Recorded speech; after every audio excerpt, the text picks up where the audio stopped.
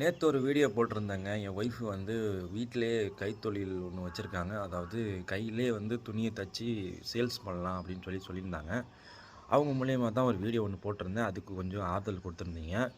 ஆனால் அது எப்படி டிசைன் எப்படி இருக்கும், எப்படி தப்பாங்கன்னு சொல்லி ஒரு வீடியோ வந்து நான் வந்து மேக் பண்ணியிருக்கேன். அந்த வீடியோ மேலே வரும், நீங்களே பாருங்கள். இதே டிசைனு இதே மாதிரி நம்ம இதை விட பெட்டராகவும் செஞ்சு தரத்துக்கு நாங்கள் முயற்சி செய்கிறோம். அதே மாதிரி உங்களுக்கு எனக்கு வேணும், இந்த ட்ரெஸ் இந்த மாதிரி வேணும், டிசைனில் வேணும் அப்படின்னு நினச்சிங்கன்னா என் கான்டாக்ட் நம்பர் தரேன், அதில் கால் பண்ணுங்கள்.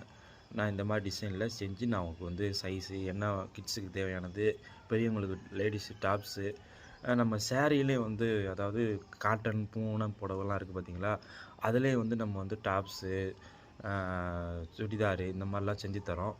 எல்லாமே செய்வோம். எங்களோட வேலையை த கஸ்டமருக்கு வந்து தரமான முறையில் தச்சு தரப்படும். கையால் தச்சு தரது பொறுத்துங்க. அதாவது நீங்கள் ஷோரூமில் எப்படியும் இந்த மாதிரி ட்ரெஸ்லாம் போய் வாங்கினீங்கன்னா ரூ. 1000 1500 1800 இந்த மாதிரி சொல்லுவாங்க. அவ்வளோ காசுலாம் நான் ஒன்றும் கேட்க போகிறது கிடையாது. நம்ம பிஸ்னஸ் வந்து டெவலப் ஆகணும். அதுக்காக தான் நாங்கள் வந்து ஸ்டார்டிங்லேயே ரேட்டும் கம்மியாக தரோம். எப்போதும் இதே ரேட்டாக தான் இருக்கும், ஒன்றும் கூட குறைச்சிருக்காது. கைத்தொழில் தான் என்றைக்குமே வந்து நம்மளை வந்து தூக்கி விடும்.